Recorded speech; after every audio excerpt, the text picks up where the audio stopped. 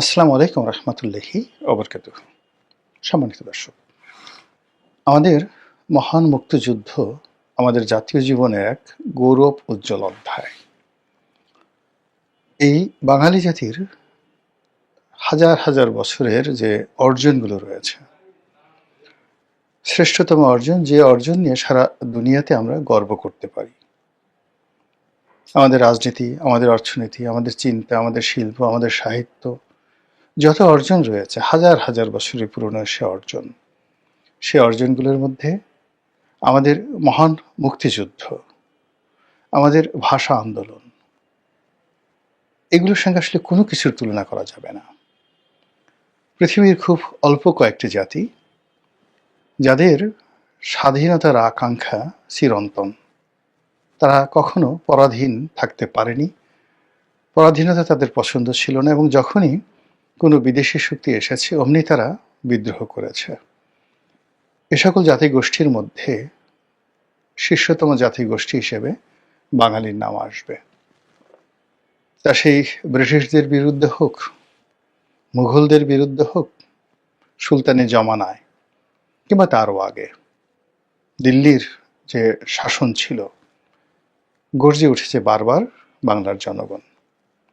কখনো সফল হয়েছে, কখনো ব্যর্থ হয়েছে, কিন্তু এ জাতিকে অবদমিত করে রাখা যায়নি। শত শত বছর তারা কেবলই মাত্র বিদ্রোহ করেছে। তো এই যে বাঙালির বিদ্রোহ করা, বাঙালির স্বাধীন হওয়া, এর ধারাবাহিকতায় আমরা যে 1971 সনে পাকিস্তানের কাছ থেকে আধুনিক একটি রাষ্ট্র ব্যবস্থা কায়েমের লক্ষ্যে স্বাধীন হয়েছি, স্বাধীনতা যুদ্ধের মাধ্যমে, মহান মুক্তিযুদ্ধের মাধ্যমে।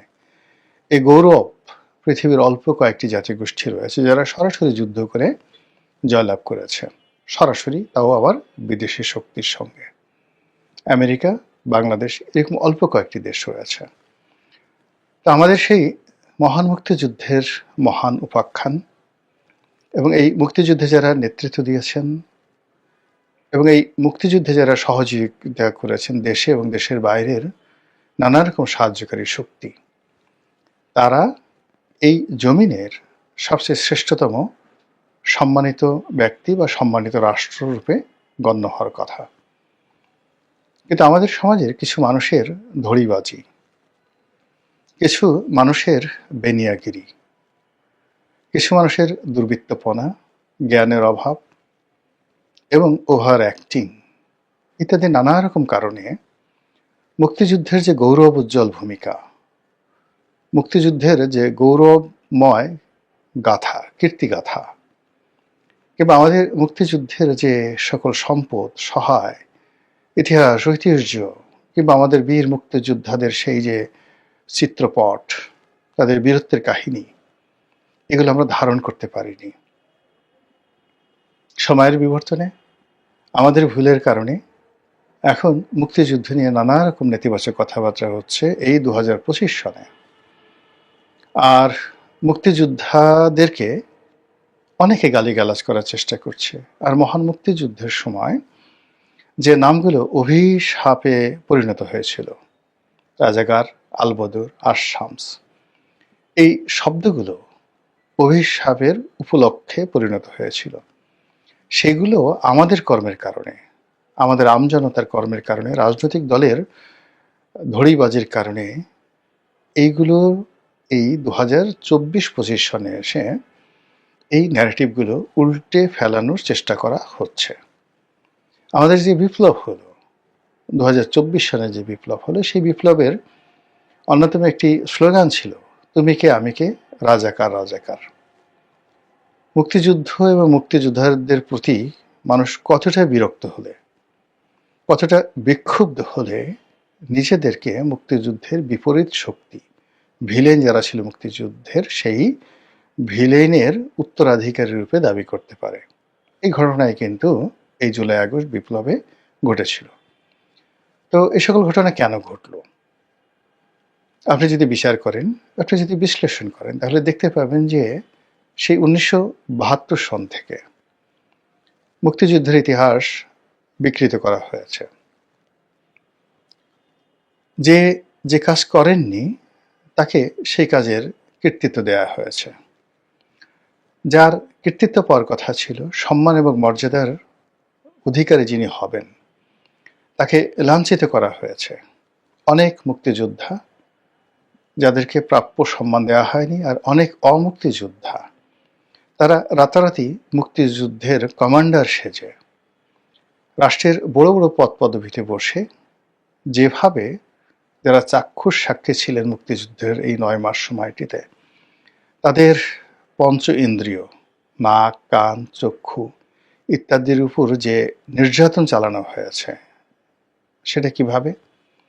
ধরুন, আপনি একজন লোককে দেখলেন যে এই লোক মুক্তিযুদ্ধ করেননি, আপনি দেখলেন যে এই লোক রাজাকার ছিল, আলবদর ছিল, আসাম ছিল, মুসলিম লীগার ছিল, শান্তি বাহিনীর কমিটি ছিল। তো আপনার চোখের সামনে হঠাৎ করে সেই লোক বলল যে আমি মুক্তিযোদ্ধা কমান্ডার ছিলাম। আপনার যেহেতু ক্ষমতা নেই, এই কারণে আপনি সে দৃশ্য দেখলেন, কিন্তু আপনি প্রতিবাদ করতে পারলেন না। কিন্তু আপনার অন্তরের অন্তঃস্থলে এক ধরনের বেদনা, এক ধরনের হতাশা, এক ধরনের ক্ষোভ তৈরি হয়ে যাবে। এর ফলে আপনি অনেক সময় নিজে বিভ্রান্ত হবেন, বিক্ষুব্ধ হবেন এবং খিস্তি খাওয়া করতে থাকবেন, যেটি 1972 সন থেকে আমাদের দেশে শুরু হয়ে গিয়েছিল। পরবর্তীতে এই মুক্তিযুদ্ধ নিয়ে নানা রকম ন্যারেটিভ তৈরি করা হয়েছে, নানা মিথ্যা গল্প, মিথ্যা কাহিনী, মিথ্যা ইতিহাস রচনায় হাত দেওয়া হয়েছে এবং মুক্তিযুদ্ধকে পুঁজি করে রাজনীতির ক্ষমতা এবং রাষ্ট্রনৈতিক ক্ষমতা কুক্ষিগত করার জন্য একটা বিরাট চক্র, তারা তাদের যে আত্মমর্যাদা, এই জাতির ইতিহাস ঐতিহ্য সবকিছু বিসর্জন দিয়ে সাধারণ মানুষদেরকে বিভ্রান্ত করেছে। এবং মুক্তিযুদ্ধের নামে কিংবা মুক্তিযোদ্ধার নামে অনেক বড় বড় অপকর্ম,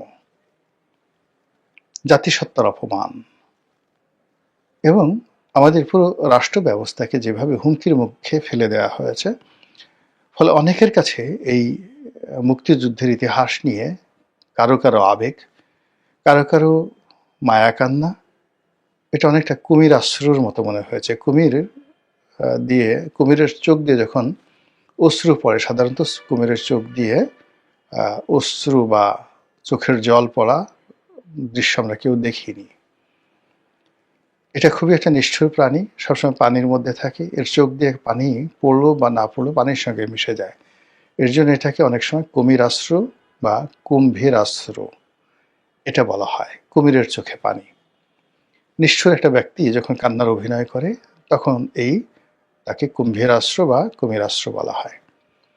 তো সেই দিক থেকে আমাদের যে মুক্তিযুদ্ধ, সেই মুক্তিযুদ্ধ 1971 থেকে আজ অবধি সত্যিকার অর্থে মুক্তিযুদ্ধের ইতিহাস, ঐতিহ্য, সাহিত্য, সংস্কৃতি, চলচ্চিত্র, গান, নাটক, কবিতা, এগুলো যারা রচনা করেছেন তাদের প্রসঙ্গ আলাদা, এটা একটা ন্যারেটিভ। কিন্তু রাষ্ট্র ক্ষমতা ব্যবহার করে, মুক্তিযুদ্ধ নাম ব্যবহার করে, মুক্তিযোদ্ধাদের নাম ব্যবহার করে আমাদের রাজনৈতিক দলগুলো বিভিন্ন সময় যে তাদের তকদির হাসিল করার চেষ্টা করেছে, তাদের পকেট ভারী করার চেষ্টা করেছে, রাষ্ট্র ক্ষমতা দখল করার চেষ্টা করেছে, মানুষের মধ্যে একটা আবেগ তৈরি করার চেষ্টা করেছে এবং রীতিমতো এটাকে একটা রীতিমতো ব্যবসা বানানোর চেষ্টা করেছে।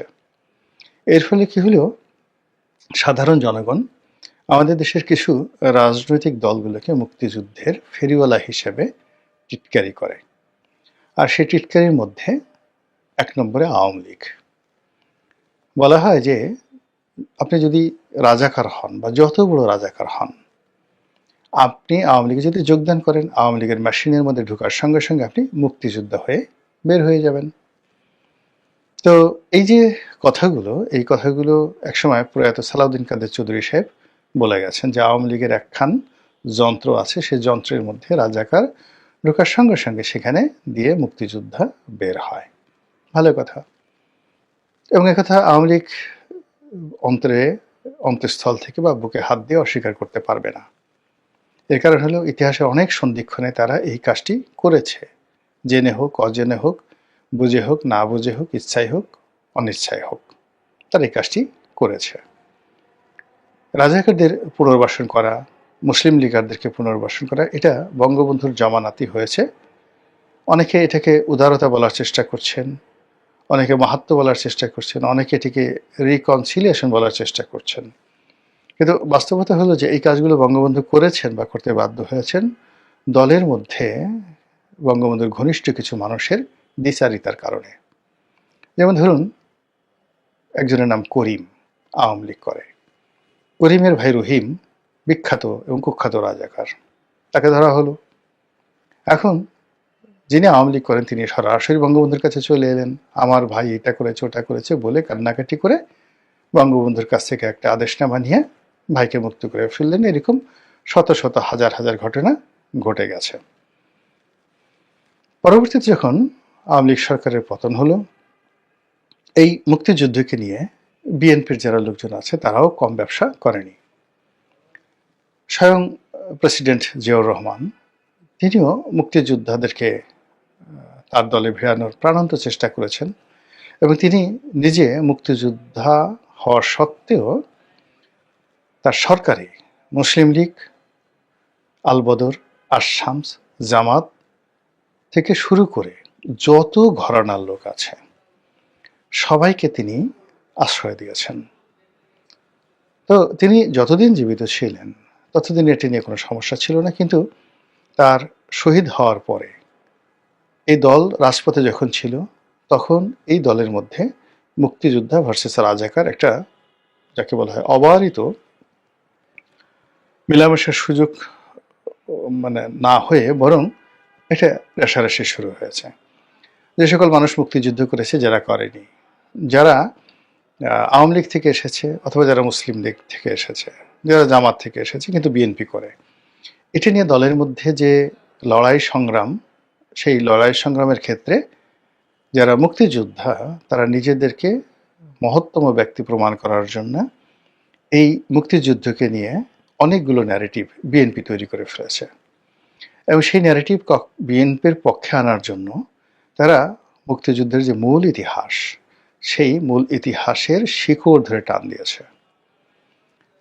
জিয়াউর রহমান সাহেবকে মুক্তিযোদ্ধাদের নেতা বানানোর জন্য, মুক্তিযুদ্ধের ঘোষক বানানোর জন্য, কিংবা মুক্তিযুদ্ধের সময় তিনি নিজেকে প্রেসিডেন্ট হিসেবে ঘোষণা করেছিলেন, তিনি সর্বাধিনায়ক, এই ন্যারেটিভটি তৈরি করার জন্য বিএনপির মধ্যে যে সকল সত্যিকার মুক্তিযোদ্ধা আছে তারা মুক্তিযুদ্ধের নীতি, আদর্শ, ইতিহাস, ঐতিহ্য এবং নিজের বিবেক বুদ্ধির সঙ্গে মুনাফিকি করেছেন। অনেকে মুনাফিকি করে মুক্তিযুদ্ধের জন্য যে ন্যারেটিভটি তৈরি করেছেন, যেমন একটা ন্যারেটিভ আওয়ামী লীগ তৈরি করেছে। আওয়ামী লীগের ন্যারেটিভ অনুযায়ী মানে শেখ পরিবারের বাইরে কোনো মুক্তিযোদ্ধা থাকতে পারে না, শেখ পরিবারের সার্টিফিকেট ছাড়া কেউ মুক্তিযুদ্ধ হতে পারে না।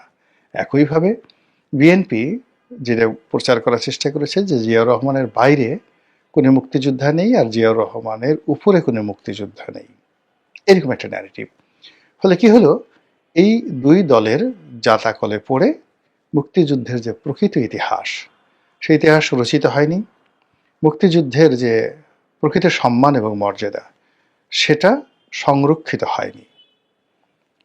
একজন অন্যজনকে তাদের রাজনৈতিক স্বার্থে মুক্তিযুদ্ধকে নিজেদের হাতিয়ার হিসেবে ব্যবহার করার মানসে তারা প্রতিপক্ষের চরিত্র হনন করেছে এবং মুক্তিযুদ্ধে তাদের যে কর্তৃত্ব এবং তাদের যে কৃতিত্ব, এই জিনিসটিকে অস্বীকার করে একটা অদ্ভুত ইতিহাস তৈরি করেছে যা বাস্তব থেকে অনেক অনেক দূরে, অনেক অনেক দূরে। এই বিতর্ক নিয়ে আমি এখানে কোনো কথা বলবো না। আমি শুধু এখানে বলছি যে রাজনীতির যে ধান্দাবাজি, রাজনীতির যে অসততা, অস্বচ্ছতা এবং সংকীর্ণ মন এবং মানসিকতা, এটি সবাই করে থাকে, বিভিন্ন সময় করে থাকে। বাংলাদেশে এটা হবে, কিন্তু আমাদের একটা জাতীয় ইতিহাস, জাতীয় ঐতিহ্য, মহান মুক্তিযুদ্ধ, সেটাকে এই সংকীর্ণতার মধ্যে রাজনীতির ধান্দাবাজি বা চালবাজির মধ্যে এটিকে আনা আমাদের জন্য একটা বিরাট ক্ষতির কারণ হয়ে দাঁড়িয়েছে। এটি হলো মূল কথা। এবার আসেন জামাত সম্পর্কে। জামাতকে সবসময়ই বিএনপি এবং আওয়ামী লীগ যখনই সুযোগ পেয়েছে তারা ব্যবহার করেছে। 1971 সনেও জামাতকে ব্যবহার করা হয়েছে। 72, 73, 74 বঙ্গবন্ধুর জমানাতে জামাতকে কিন্তু ব্যবহার করা হয়েছে। এখন সেই কথাগুলো যদি আমি বলতে যাই, অনেকে হয়তো বেজার হবেন, কিন্তু বাস্তবতা হলো যে জামাতকে কিভাবে ব্যবহার করা হয়েছে এই কথা যদি বলতে যাই, তাহলে ওআইসির মেম্বারশিপ বঙ্গবন্ধুর জমানাতে, পাকিস্তানের সঙ্গে কূটনৈতিক সম্পর্ক স্থাপনের চেষ্টা, এবং জুলফিকার আলী ভুট্টোর বাংলাদেশ ভ্রমণ, এটাকে মূল্যায়ন করলে আপনি অনেক কিছু পেয়ে যাবেন। আবার জিয়াউর রহমান সাহেবও তার রাজনীতির যে শুরুটি, সেটি জামাতের হাত ধরে তিনি করেছেন। ওই সময়টাতে মুসলিম লীগ এবং জামাত ছাড়া জিয়াউর রহমান সাহেবের কোনো বন্ধু ছিল না। ধীরে ধীরে তার অনেক বন্ধু হয়েছে, কিন্তু তার প্রাথমিক বন্ধু ছিল জামাত এবং মুসলিম লীগ। তো সেই ক্ষেত্রে জিয়াউর রহমান সাহেব জামাতকে ব্যবহার করেছেন, এরশাদও ব্যবহার করেছেন, 111-এর মঈনুদ্দিন ফখরুদ্দিন ব্যবহার করেছেন। তারা সবাই জামাতকে ব্যবহার করেছেন, তাদের অর্থ, তাদের বুদ্ধি, তাদের নেম ফেম সব কিছু ব্যবহার করেছেন। আর সময় মতো তুই রাজাকার, তুই আলবদর, তুই আর শামস, এই কথা বলে তাদেরকে কদর্যভাবে, উলঙ্গভাবে তাদেরকে ছুঁড়ে ফেলে দিয়েছেন অতীতের সবাই। যখন তাদের প্রয়োজন, তখন জামাতের চেয়ে সৎ কোনো দল নেই, জামাতের চেয়ে ভালো কেউ নেই। আর যখন তাদের প্রয়োজন শেষ, তখনই তারা ধর্ষণকারী, তারা মুক্তিযুদ্ধ বিরোধিতা করে, এবং তাদের সঙ্গে মুক্তিযুদ্ধের কোনো সম্পর্ক নেই। ফলে জামাত 1971 থেকে আজ অবধি, মানে তাদের জীবনে যদি সবচেয়ে একটা সুন্দরতম সময় আসে, আনন্দ ঘন সময়, সবচেয়ে মধুরতম সময়। ধরুন একজন জামাত নেতার একটি সন্তান পৃথিবীতে ভূমিষ্ঠ হয়েছে, বা কোনো একটা জামাত নেতা আজকে বিয়ে করতে যাচ্ছেন, ঠিক বাসর ঘরে যাবেন, এরকম একটা উত্তেজনাকর মুহূর্ত। ঠিক এইরকম, বা তিনি খাবার টেবিলে বসছেন, তার প্রিয়তম একজন বন্ধু বা বান্ধবীকে নিয়ে তিনি সবচেয়ে ভালো খাবার খাবেন, বসেছেন ছেলে মেয়ে পরিবার পরিজন সহকারে। ঠিক ওই সময়টাতে তাকে যদি আহত করতে হয়, তাহলে তুই রাজাকার, তুই আলবদর, তুই আসাম, স্বাধীনতা বিরোধী, এই গালিটি যদি তার সামনে উচ্চারণ করা হয় বা তার সামনে লিখে মানে প্রদর্শন করা হয়, তার ঘুম হারাম হয়ে যাবে, জিনা হারাম হয়ে যাবে। তো এই কাজটি বাংলাদেশের সকল রাজনৈতিক দল, গোষ্ঠী, ব্যক্তি, শিল্পী, সাহিত্যিক, সংস্কৃতি, এমনকি রাস্তার যারা ঝাড়ুদার, তারা এই জামাতের বিরুদ্ধে এই জিনিসটি ব্যবহার করেছে। যেহেতু এবারের যে 24-এর গণ আন্দোলন, গণ অভ্যুত্থান, যে যাই বলুক না কেন, এটির মাস্টার মাইন্ড জামাত। এই পুরো জিনিসটি ঘটিয়েছে জামাত, এবং গত 17 মাসে যেভাবে হোক না কেন সরকারের উপর, প্রশাসনের উপর, রাষ্ট্রের উপরে জামাতের যে একছত্র আধিপত্য, এটি এখন পর্যন্ত, আজকের দিন পর্যন্ত বহাল আছে। এবং এই সময়টিতে জামাত মনে করছে যে তারা যে ম্যাটিকুলাস ডিজাইনে অভ্যস্ত হয়ে পড়েছে, যেভাবে হাসিনাকে তাড়ানো হয়েছে, যেভাবে একটা গণ অভ্যুত্থান সংগঠিত করা হয়েছে, গণ অভ্যুত্থানের 24 ঘন্টার মধ্যে যেভাবে প্রশাসনের সর্বস্তরে তারা বিজয় লাভ করেছে, যেভাবে ঢাকা বিশ্ববিদ্যালয়, জাহাঙ্গীরনগর বিশ্ববিদ্যালয়, রাজশাহী বিশ্ববিদ্যালয় ছাত্র সংঘতে তারা বিজয়ী হয়েছে। এবং এখানে তারা যে ডিজাইনগুলো করেছে, সে তুলনায় জাতীয় নির্বাচনে বিজয়ী হওয়া, সরকার গঠন করা অনেক ছোট একটা বিষয়। এটা জামাত মনে করে এবং বিশ্বাস করে, এবং সেই অনুযায়ী জামাত চেষ্টা চালিয়ে যাচ্ছে। এবং জামাত যে চেষ্টা চালিয়ে যাচ্ছে, সেটা জামাতের যারা প্রতিপক্ষ, বিএনপি, আওয়ামী লীগ, জাতীয় পার্টি, এখন পর্যন্ত আন্দাজই করতে পারছে না। This is reality. বিএনপি খুব খুশি তারেক রহমান সাহেব আসছে, 300 সিটই তারা পাবেন। তারপর আওয়ামী লীগ অনেক খুশি যে তারা বিদেশে বসে নরেন্দ্র মোদী দাদার হাত ধরে তারা এমন একটা সুন্দর সময় আছেন যে জামাতের বাপের সাধ্য নাই একটা সিট পাওয়ার। এরকম নানা রকম কল্পকাহিনী। কিন্তু জামাত যে কাজগুলো করছে, আপনি সেটি বুঝতে পারবেন যে জামাত একেবারে রাজনৈতিক দলগুলোর যে অহংকার, যে হাতিয়ার, মূল হাতিয়ার মুক্তিযুদ্ধ, ওই জায়গাটাতে জামাত হাত দিয়েছে। প্রথমে মুক্তিযুদ্ধকে অপমান করেছে, পাকিস্তানের জমানাটাকে তারা বৈধ করেছে, পাকিস্তানকে বাংলাদেশের জন্য অপরিহার্য বন্ধু রাষ্ট্র হিসেবে তারা প্রমাণ করে ফেলেছে। ইসলাম এদেশে রাষ্ট্র ধর্ম হবে, এটা অনেক আগেই স্বীকৃত, এবং ইসলামের ভিত্তিতে একটা রাষ্ট্র পরিচালনা হবে।